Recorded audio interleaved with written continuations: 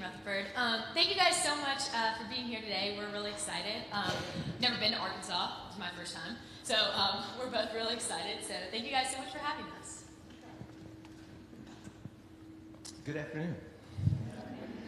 I'd love to start. That's got some serious volume.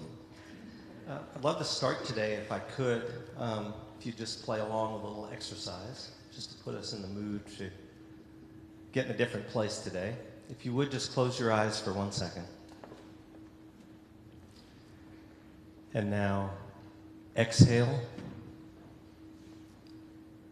and inhale. And open your eyes. And I do that at the start of some of the programs that Hannah and I do for two reasons. Number one, it's a bit out of sequence. Kind of feels a little bit uncomfortable. So did what we did.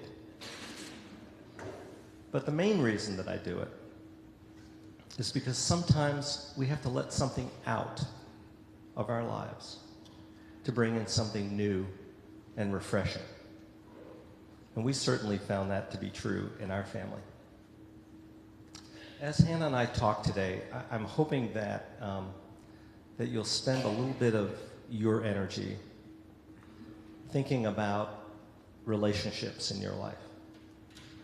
Thinking about the relationships that you have with your family or your community or with your stuff, your home, your car, your money.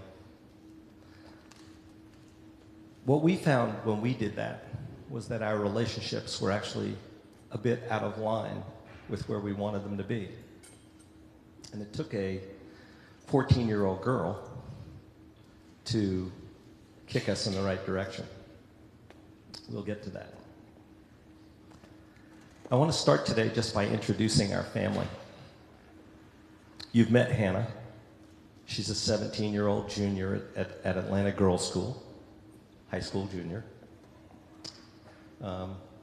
As Becca said, she's a serial volunteer. She's a volleyball player. She's the co-editor of the yearbook. And in some ways, she's our family. It depends on your perspective on this. She's either our family muse or she's our family nag. Okay. Now, Joseph, on the left-hand side there, is a 15-year-old freshman. He is a very typical 15-year-old boy. He's a guitar player. He's a baseball pitcher. He's our family skeptic. You'll hear a lot about Joseph as we move along today, but he's wearing his favorite t-shirt in this picture.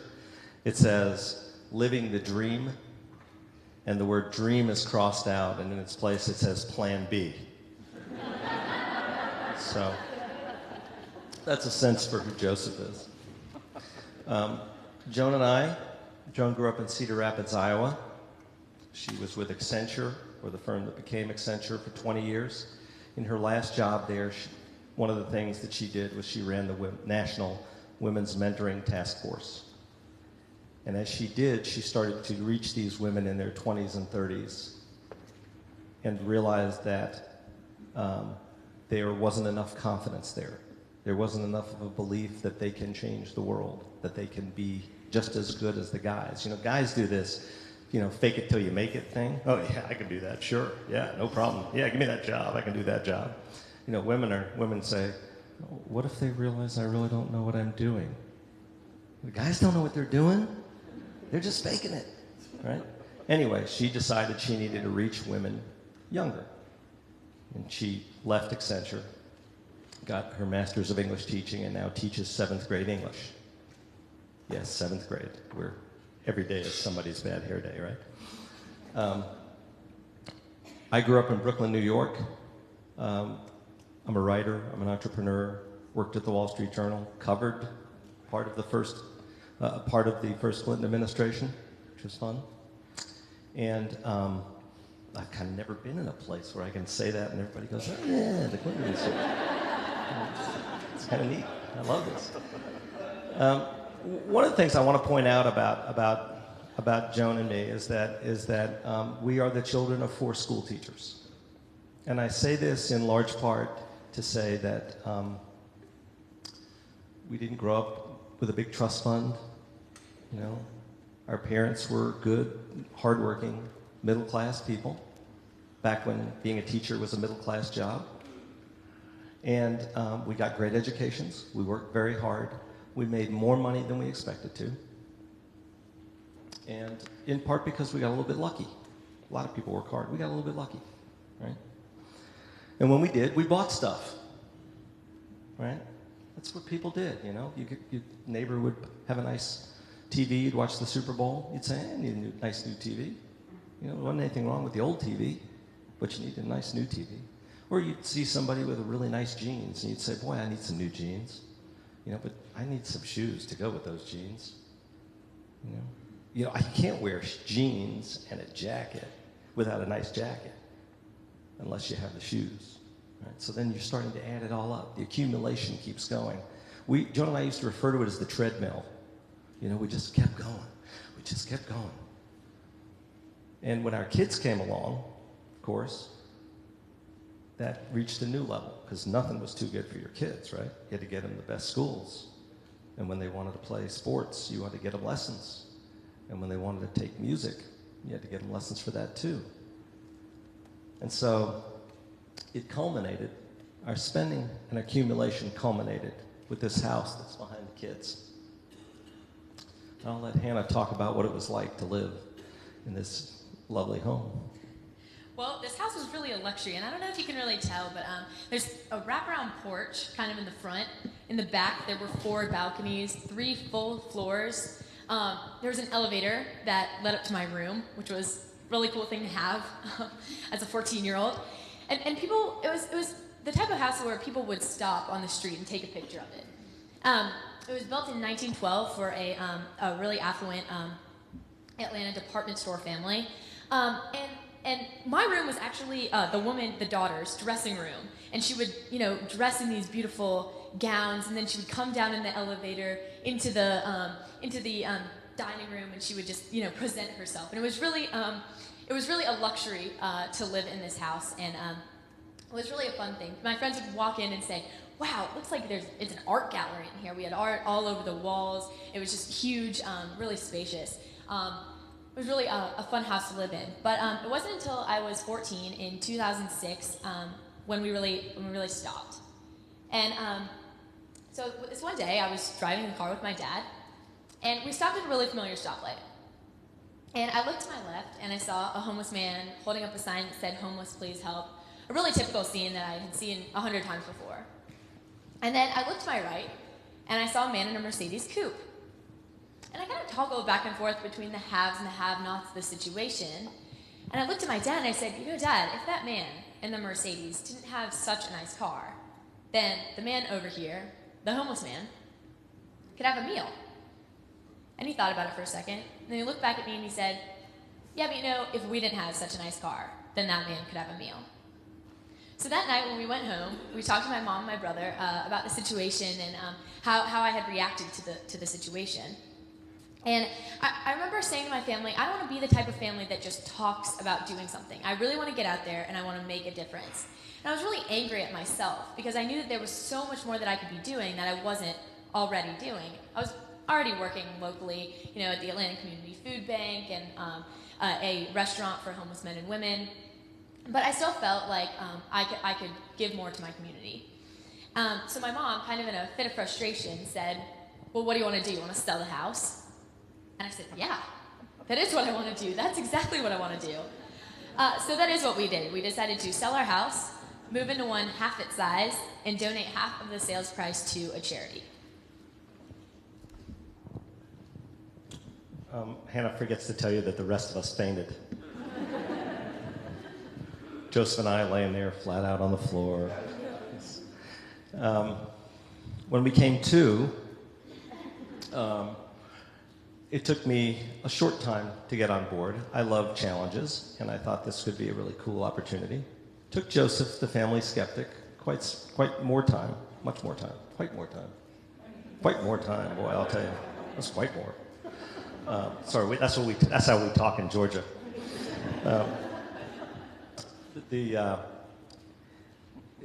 The trick from that point was to try to figure out how to invest this money.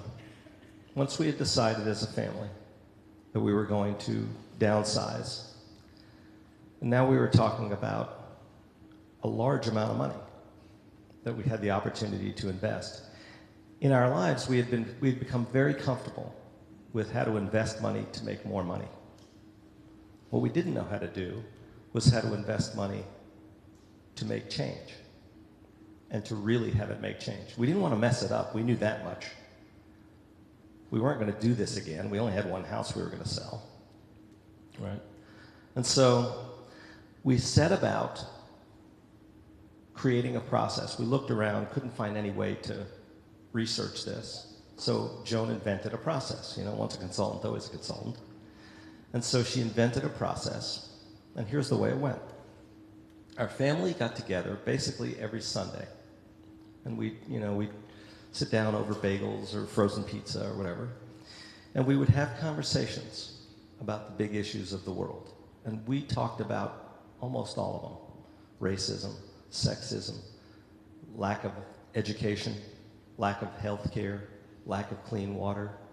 You know, you've heard all the statistics, right? 1 billion people on this planet living on less than $1.25 a day. 1 billion people on this planet with no access to clean water. 24,000 kids dying each day. By the way, 8 times the number who died in the World Trade Center tragedy, dying each day of malnutrition. I mean, you've heard all these statistics, right? And so each week we'd get together and we'd talk about these issues and what we might be able to do with them. And we'd research, and we'd vote. And let me tell you something. Let me tell you how the voting went, because this might have been the most radical thing that we did. I know you think, okay, you downsized your house and you gave away half of it to people you'd never met, right? But the voting might have been the most radical thing that we did, because at Joan's insistence, and by the way, my discomfort, what she insisted on was one person, one vote. Okay? The irrational hormonal teenagers get the same exact say as we very wise parents. Right? It was possibly the most important thing that we did. Remember I talked about relationships early on? Well, back before Hannah Stops Us, you could have easily made an argument, looking at our family, that the most important things in our life was our stuff, right? A lot of our energy went into that house, making it look beautiful, making it look like the art gallery that Hannah talked about. But the weird thing about it was we would rattle around in that house. The connectivity among us was very small. Right? And then we'd get into our cars, right? And the kids would sit in the back and they'd flip on their TVs and they'd stick in their headphones. And again, there was like another missed opportunity to communicate. Now here we were, sitting around our table, discussing the issues of the world. Joan would bring down her whiteboard. Teachers have to have whiteboards, right? Take out colored markers.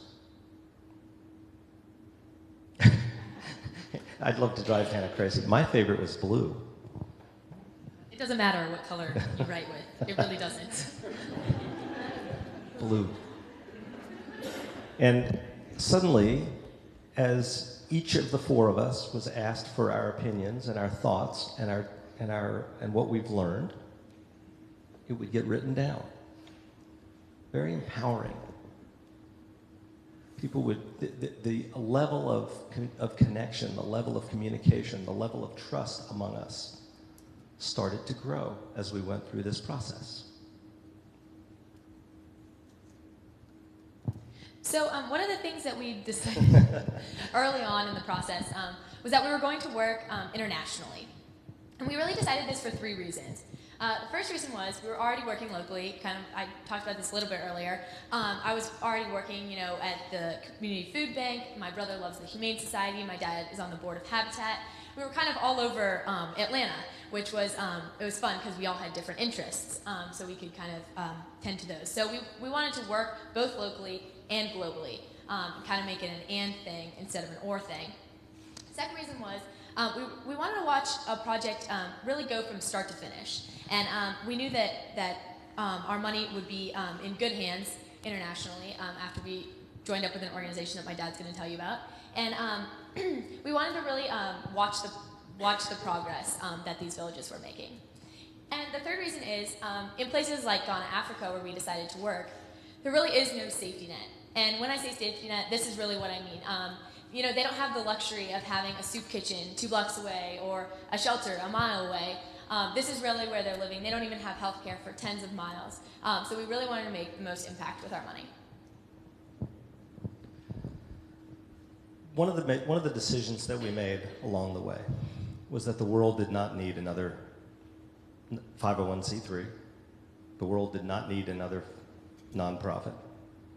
And that all we needed to do was to hitch our wagon to the right train. Okay? And so after a year of research, voting, what we decided to do was to work with an organization called the Hunger Project. The Hunger Project is a New York-based nonprofit that works in the developing world, in other words, 8 countries in Africa, India, Bangladesh, and South America. And what they do is they help rural villagers move from poverty to self-reliance over a 5-year period. They do it largely through the empowerment of women. Okay, this woman that you see in this photo was just your typical villager, working 14 to 16 hours a day, trying to feed her family and to create a better environment for her kids. Through the Hunger Project, she has now become a leader in her village and in the Hunger Project in Ghana.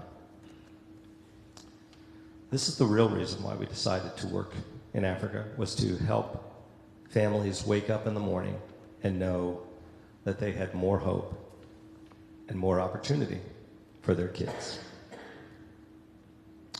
What you'll notice about this picture, it happened to be taken during break time, but what you'll notice about this picture is that there's not a single Westerner in it.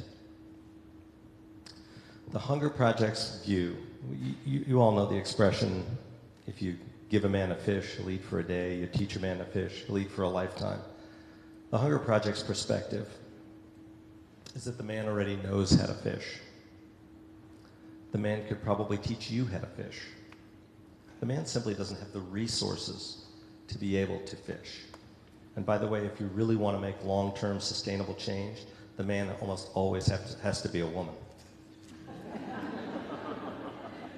Okay, welcome to the developing world. Maybe not, maybe welcome to the entire world. And so as we researched, we started to recognize that most of the organizations that work overseas still go with the old concept of, we're from the West, we're here to teach you how to do something. Or worse, we're from the West, we're here to do it for you. Very unempowering. How do you expect people to own their future when they don't build their future? And that's the Hunger Project's philosophy. So while we were in Ghana, I was kind of expecting to do a lot of hands-on work when we got there. You know, maybe build a well, maybe paint, you know, a school. But when we got there, I was really shocked to find out that I wasn't going to be doing any hands-on work at all. Which is kind of the cool thing about the Hunger Project, is that when you go over there, you really don't do anything but kind of empower the people that you're working with. You know, say, what can you teach me? I'm interested in your culture. I don't want to teach you about mine right now. I want to hear about yours. And kind of let them talk and kind of listen to what they have to say. So here we are at a corn mill opening, and this is my favorite story of our Ghana trip, was that we visited this corn mill, and they really needed this corn mill because they use it to make their essential food called kenke. And first of all, I had never seen people so excited in my life over a corn mill. And I hadn't even thought about a corn mill. I didn't even know what a corn mill was. But here we are at this corn mill, and these people were just so excited, and I found out that the reason that they were so excited was because it meant that their kids, mainly girls, didn't have to walk 6 miles round trip to get their corn milled anymore, but could instead go to school and get an education. And when I was leaving, a Hunger Project staff member told me that this corn mill cost $6,000. And when I got in the car, my dad told me that Joe's braces cost $6,000. And it was shocking to me that in this country, we're willing to pay for teeth beauty when they just want their kids to go to school and get an education. And I think it was really at this moment that I realized that I was doing the right work, I was working in the right place, and I was working with the right people. As parents, we got to watch our kids grow up through this project. As we said to them, you vote, you decide, you have an equal say. We got to watch them feel empowered, become empowered, much like what we were doing with villagers in Ghana. Here is Hannah speaking at the opening of a new primary school. This is a big event in this community that is tens of miles from a paved road. It's the most rudimentary 6-room schoolhouse. No electricity, no running water, but it's the nicest building for tens of miles. And this is such a big deal, the opening of this school. What you don't see in this audience is that there are 400 villagers who've come out to celebrate this. There are 25 tribal chiefs in full regalia. The Obohene, who's the chief in charge of 278 villages, is there. And in fact, this really is such a big deal that Superman showed up.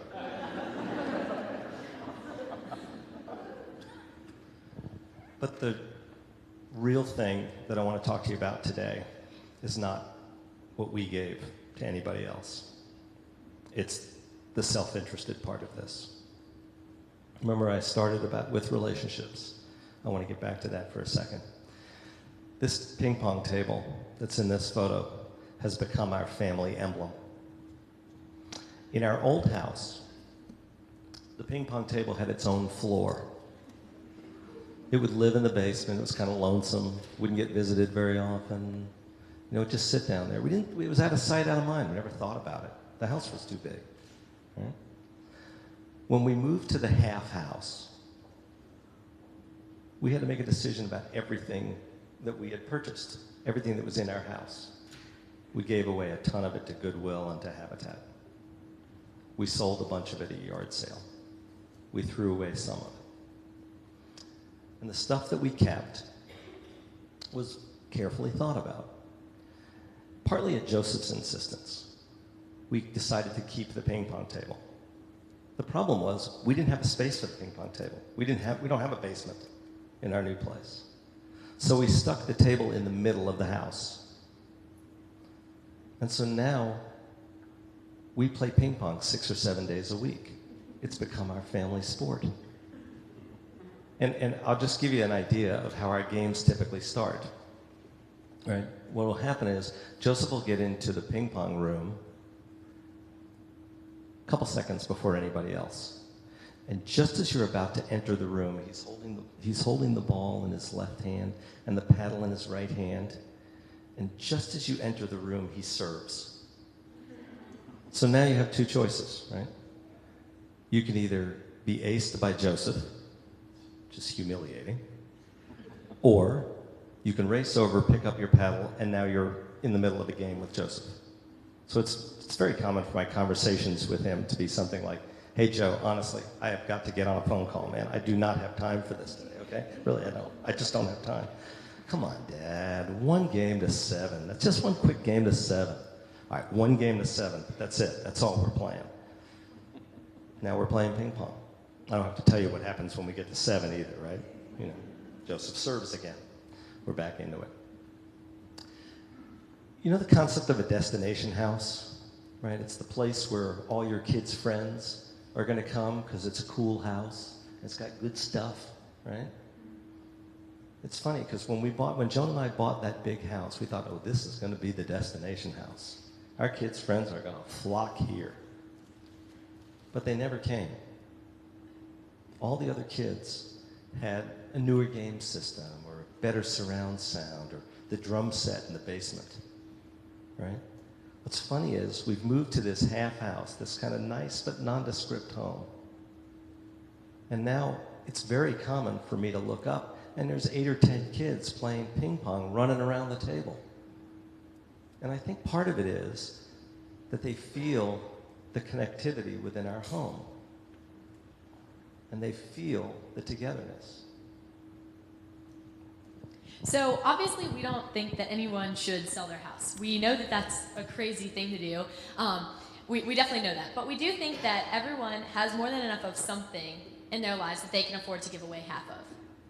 So maybe you spend 6 hours a week online, like on Facebook or shopping or whatever. Maybe you cut that down to 3 hours, and then you decide to do, a family project or a group project, maybe a dorm project, maybe a church project. It doesn't matter. It's just kind of all about doing it together. And maybe you go to a kids' cancer clinic or something else that you're interested in. And it's all about kind of finding your passions and really going for them. Here are some half ideas that I've come up with. Some of them are really pathetic. But okay, so maybe you take half a vacation and you have the other half as a staycation, and you donate the money that you would have spent to the Ronald McDonald House so that families can go visit their sick kids. Or maybe you spend half the amounts of money that you do on iTunes and donate to an organization that helps with disabilities, mainly deafness. Or maybe you drink half the amounts of cups of coffee that you do a week and donate to an organization that helps with addictions.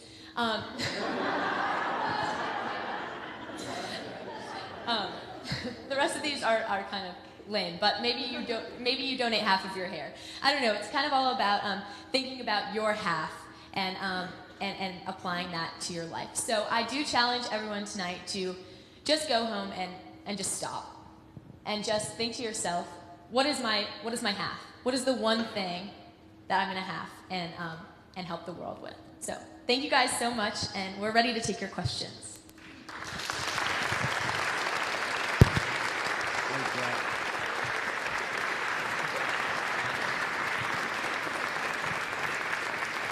Thank you all. That was great. Now let's open for questions, and please wait for the microphones to get to you. So if you have a question, please raise your hand.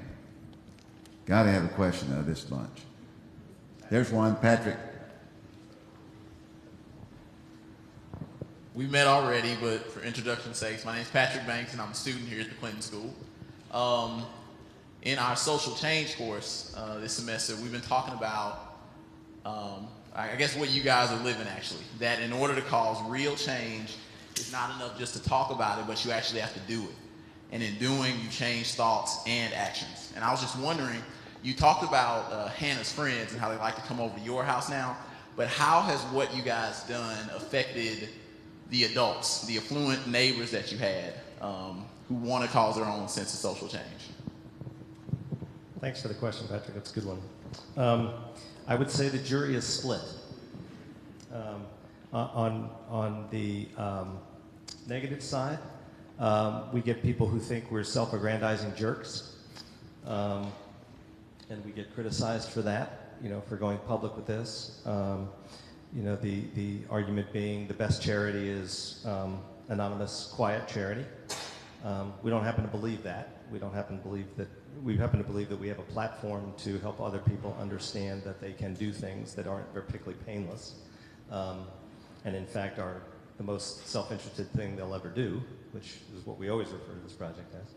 On the positive side, we've seen a number of people do their own half projects. That it's inspired people to at least have a conversation around the dinner table about what they have in their lives and what they can give in their lives. And we have some family friends who have gone on a Saturday and decided they wanted to clean up the park. So instead of going to Six Flags that day, they went and cleaned up the neighborhood park. One of the cool things is Hannah, in her section of the book, has a series of activities that people can do. And so we try to give people ideas. We think most of the ideas that other people come up with are a lot better than the ones we come up with. So, do you want to add anything? Anna? Behind you, Bill. I'm Anna, and I'm also a student here. I was just curious about, we kind of talked about this over lunch a little bit, but what was the hardest thing, Hannah, for you to give up in order for you to change in your life? And I don't think we quite finished that at lunch, so I was curious about your answer to that. So, I think that the biggest thing that I gave up was definitely time. I'm really busy already, and doing this project was just adding more to my plate. But I think that throughout this project, I realized, through all the stress and through all, everybody has tons of things going on in their lives, and I totally understand that. But if you really step back and you have good time management, you actually realize that you have a lot more time in your life than you think. And, I was on the volleyball team, and I was also, writing the book, and we were in the middle of this project. And when I stepped back and I went week by week and I kind of planned out my time, I realized that I wasn't as busy as I thought I was, and I actually did have time to go to the movies once in a while. So I think that that's one of the biggest things. Also, losing the house was hard, but and I definitely do miss that house sometimes. But when I think about kind of the money that from the house sale, is going to help 30,000 Ghanaian villagers, I think that's a lot more important than having an elevator in my room. Just a little bit. Got a question through Adam? Did you raise your hand? Did we have a question back here? I think someone had his hand. Yes, sir. Yeah. Just curious what kind of, Curtis Arnold's my name, what kind of media coverage you've gotten, and then kind of going back to another previous question, your old neighbors, how they've responded to the whole thing. Was the first part of your question, what kind of media coverage have we gotten? Right, book, how's the book sell and whatever? Yeah, the book's selling pretty well. We're happy about that. We've gotten a lot of attention for this. I think it's what I like to refer to as the freak show story. Family listens to kids, sells house, gives away a bunch of money. And I try to push the conversation into do it for relationships. We're out there. We may have helped the world this much, but what we did for our own family relationships was transformative. And so we get to go out there and preach that, all we did was give up a little bit of stuff and, and got a bunch of togetherness out of it. Wow, that's a deal lots of people I think would want to take. So, we've been really fortunate in terms of media coverage. We've been on the Today Show. We've been on CBS Sunday Morning, which actually did a great piece about how much charity is enough. I'd encourage people to go look at that. If you go to thepowerofhalf.com, we have all these clips. We were on The View. We got interviewed by Whoopi and Elizabeth Hasselbeck and Brooke Shields sitting in for Barbara Wawa, which was kind of fun. And by the way, Brooke had read the book cover to cover, no doubt about it. She is smart. She wanted to talk all about her own family and their, if you bring a toy into the house, you got to give another toy away policy. And so it's been. What about the Wall Street Journal? The Wall Street Journal has decided they don't want to write about us. But I think that's not, I think it's largely because Nick Kristof wrote about us first in the New York Times. And so I can tell you as a Wall Street Journal editor, what I always used to preach to my reporters was that there's nothing less interesting than something somebody already knows. So, once Nick Kristof wrote about us, we were kind of, and he had a great line in his column. He wrote, "This is a very dangerous book for parents with teenagers to leave around the house." That's right. Yes, ma'am, we have a question right here. You knew your family, so you knew you were going to get 4 thumbs up when you made the proposal. What do you suggest to families that may get 1 or 2 thumbs down when these types of issues come up? I'll just talk about Joe. He was really not on board. He really wasn't, and we were not sure. Multiple times during the project or during the process, the beginning stages, if we were really gonna do this because of Joe. And that's it was made it really difficult and it slowed things down a lot. It took us over a year to decide which organization to work with, and part of that was because of him, because every step of the way he was saying, slow down, I don't even understand what we're doing, which was really, really important because we really were going too fast and we weren't at some points. We weren't even thinking. We were just like, yes, let's go forward.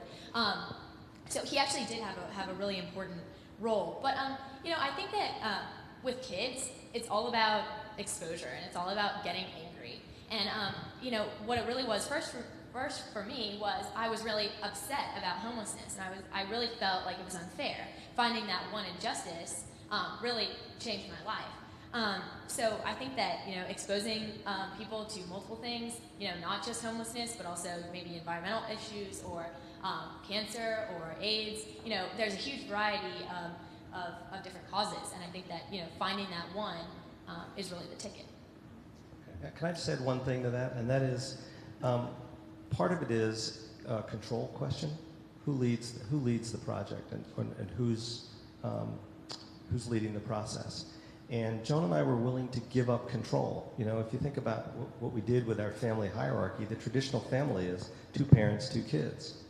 And when we looked at this, and Hannah stopped us from our accumulation phase, what Joan and I essentially agreed to was there are enough problems in the world that while we want to guide this in some ways, we didn't feel super strongly about whether we were going to go work in Africa on poverty-related issues, or work on the streets of Atlanta on homelessness-related issues, or any of the issues in between.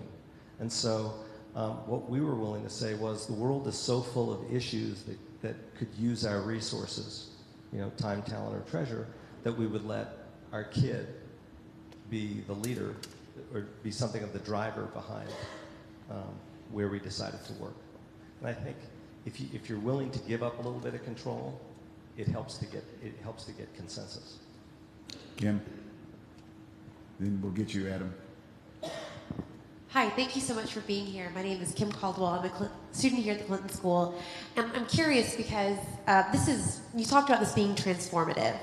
And so now things are different. And I'm kind of wondering where both of you see that difference taking you as far as your education and careers, and kind of where you see this really going, not just the project, but yourselves having learned all this and having been transformed as a family. Well, I remain self-unemployed. I'll just talk about it a little bit in terms of our family relationships and the kind of interactions that we have. This makes somebody who's comfortable with technology cringe, but I like to describe this as being the difference between dial-up and broadband. We essentially have a wider pipe to be able to communicate. And it's funny, I mentioned earlier that I was very concerned about this one person, one vote suggestion that Joan made. And what worried me about it the most was that I was concerned that we wouldn't be able to wall off this project. In other words, the kids could have say on this, but when I wanted to say, no, Hannah, you couldn't use the car, or Joseph, clean up the kitchen, you left it a pigsty, that I would lose my parental authority. What's been fascinating is that as our kids became empowered through this process, their decision-making across the board got better. And so there are many fewer times when I have to say, clean up the kitchen, it's a pigsty, or I can say, Hannah, can you come back and look at the kitchen? And she'll just look at the kitchen. She'll know immediately what I'm talking about because she's a full member of the team. What else do you want to add? I was just going to talk about kind of future plans for our family. The Hunger Project, they have a 5-year process. So we're going to be in this for another 4 years. We funded two epicenters. We staggered them. So I think we have another 4 years. Is that right? Okay, 3.5. Just as for, I guess, future stuff, I want to be a nurse. And that was somewhat influenced by the nurses in Ghana and kind of seeing how much of an impact they have on their community. And then also, I think that I'll be doing half projects my whole life. I think that half is such a measurable number. So often in our lives we say, I wish I could do more, but there really isn't anything to that word, more. And so half is such a measurable number, and you can say, I did take half of my closet. And I think that's kind of the cool thing. So. Adam. Hi, my name is Adam Worland. I'm a student here at the school. Thank you for coming. I know in Atlanta there's a lot of major corporations headquartered in a thriving entertainment industry. And I was wondering if you've done any advocacy and outreach to those segments of the Atlanta community to see if you could kind of spread your idea of the power of half through getting other people to donate to the cause.